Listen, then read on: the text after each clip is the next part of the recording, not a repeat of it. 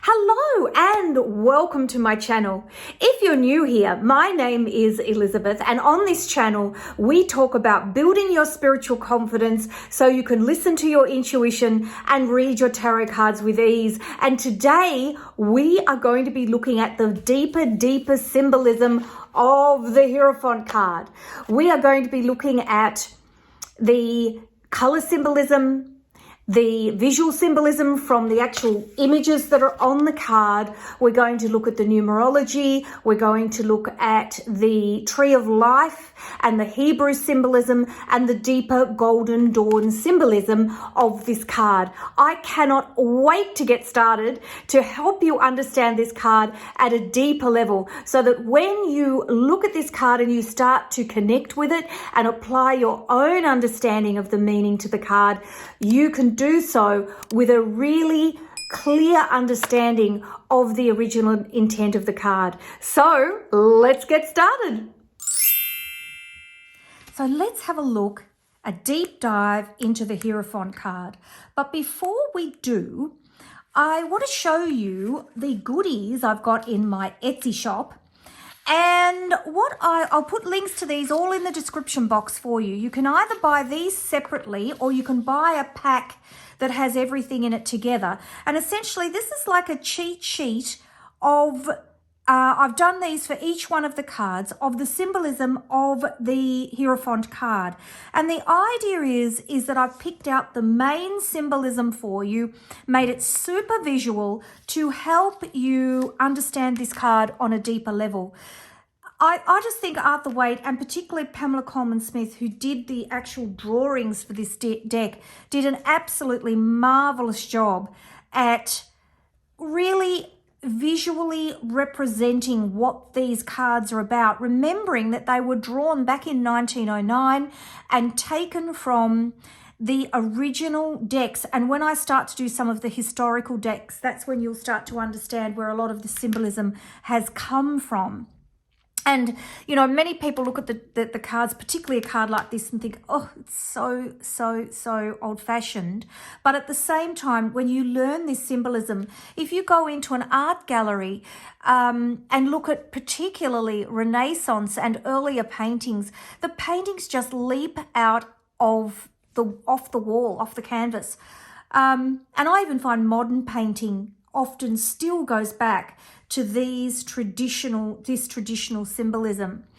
So basically I've got a pack where you get a basic symbolism sheet, and then I've got this worksheet that you can use that will help you synthesize your own meaning for the card using the symbolism. So there's those.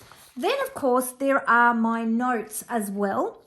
And I knew when I started this particular series that you'd all say, oh, we want the notes. So in the notes, you get this sheet, which basically explains all the different sections of each cheat sheet that I've written on every card. So you've got, on each card, you've got the Golden Dawn timing.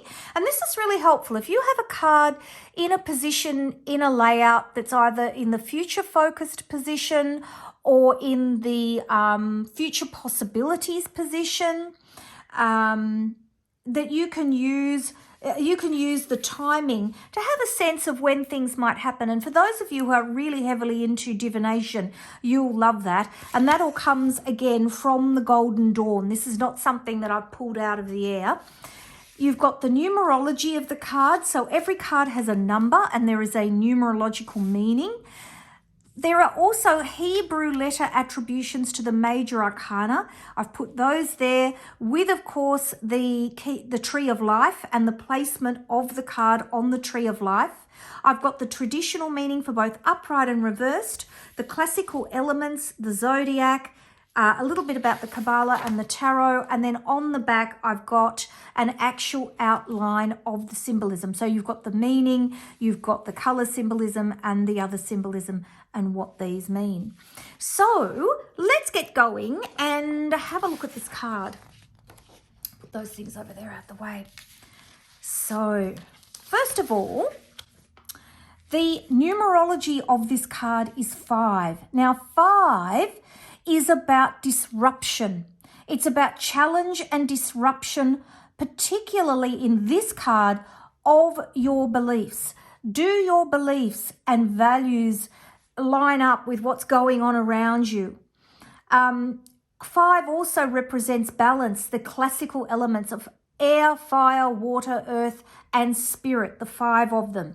And of course, there are colors that go with the traditional elements. So air is usually yellow, fire is usually red, water is usually blue, earth is usually green, and spirit is usually purple. So you can see this sheet is purple, and as we work our way through the deck, you'll see that once we get to the swords, we'll have yellow sheets. When we get to the wands, we'll have red sheets. When we get to the cups, we'll have blue sheets for water. And when we get to the pentacles, because they're represented by earth, we will have green pages. And we are at the moment working our way through the major arcana. This is going to be a huge series, so stay tuned. Dynamic challenges to your beliefs, your values, your goals, what's important to you in life. So the Hierophant also is corresponding to the 6th letter of the Hebrew alphabet called Vowel, and often the shape of the letter is reminiscent of the meaning, and the meaning, of course, is nail. The card sits on the 5th key or the 16th path, and you can see here I've put nail, and it goes from the Seraphot of Chokmah or wisdom through to Chesed or mercy. So the pathway is about your strength in your wisdom, but having the flexibility to be able to mold that wisdom to the particular circumstance that you are in. So here in the Hebrew, it talks about the nail as being something that holds two things together. It also is a connection between the spiritual and the physical world. So looking inside ourselves and looking at how our spirituality is connected out into the physical world. So it just gives you that deeper meaning. And of course links back to if you go and look at my Hierophant Reimagined video, I talk about that deeper meaning of the card, that often the Hierophant is just interpreted as, oh, that's marriage. That's just marriage. And are you getting married, or are you going to be baptizing a baby sort of thing? And yes, there's that meaning, but to me, it's a much deeper meaning. This is a meaning about how you process your values, your goals, what's important to you, and how you call boundaries in your life. The classical element for this card is earth. And of course, earth, there's your classical symbol. Earth, of course, is traditionally green, but of course I've made a lovely purple coordinated card. So I've got this here in purple. But again, earth is stability, grounding, it's fertility, it's all of those things that make life what it is. Zodiac of Taurus, which is love, beauty, grounding, slowness. This is about someone who is the rock of your life, is Taurus. They are the person that is very clear about who they are and what they stand for, and the sort of person that doesn't make quick decisions, as we see in many of the more traditional religions. So let's have a look at the symbolism of this card. So we've got red symbolism. Let's just put this card through into the middle. I like to look at the color symbolism first. We've got red symbolism, so passion. It's about ideas and creativity. It's about, when you think about religion, religion is all about passion. It's all about how you set up your world, whether you're very religious or not. We often find that however we interpret our relationships, our way of being in the world, it all goes back to those fundamental values. And when you look at all different religions across the world, they might have very different ways of expressing values, but at the end of the day, the values are often the same. And even people who are not very religious often still go back to those basic values. Red and white. So we've got red roses and white lilies on the monks' jackets. Lilies are a symbol of innocence and purity and more feminine energy, whereas your red roses are love, passion, and the more masculine energy. So again, you've got that split of feminine and masculine. Again, the blue, you've got the deeper blue jacket. You've got one of the monks wearing blue, which is about emotion. And you've got this little monk here wearing white, which is about, again, that purity, and linking back to the whole symbolism of monks and how they are in the world. The figures. Now, these two figures here, they are representative of the Christian religion, and they are symbolic of being in deference to the Pope.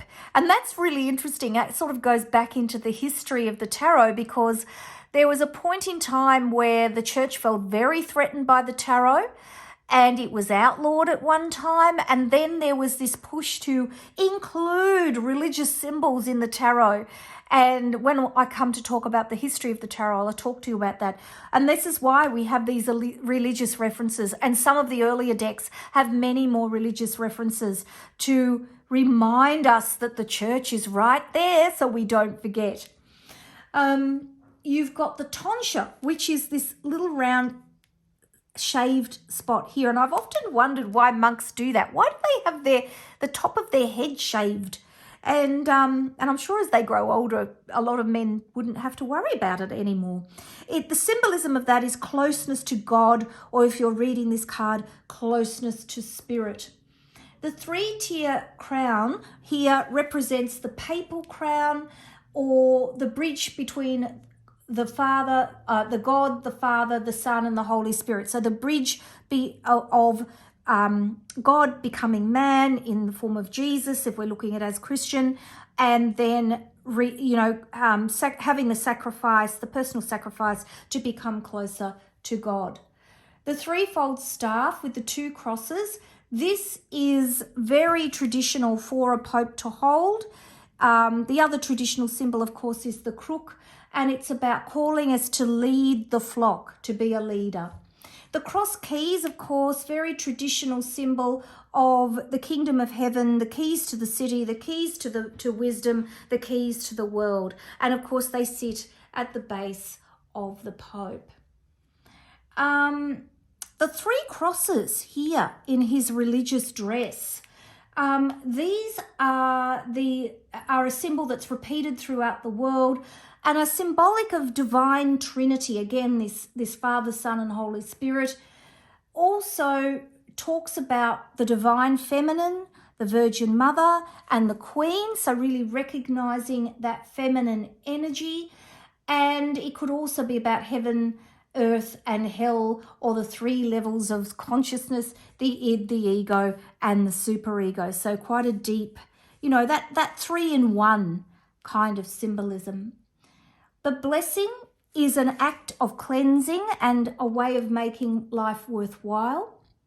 The card is the number 5, and we talked about that being about disruption and challenge and challenging our beliefs. The fingers on the hand giving the blessing, this also indicates the 5 elements, or the 5th essence. So this fire, water, earth, air, and spirit. And this idea that the 5th element is the one that flows through us, and it is the nature of nature and heavenly bodies. And of course, we've had huge Christian influences right throughout history, and the tarot is no exception, where those Christian influences came through. And of course, as I start to look at the historical decks and the more contemporary decks, as they step away from that traditional symbolism, you start to look at the evolution of the tarot which I have found so interesting, and I can't wait to share all of those videos with you as well. So take care, everybody. If you love my channel, make sure you like, subscribe, hit that notifications bell, and I will see you in the next video. Take care.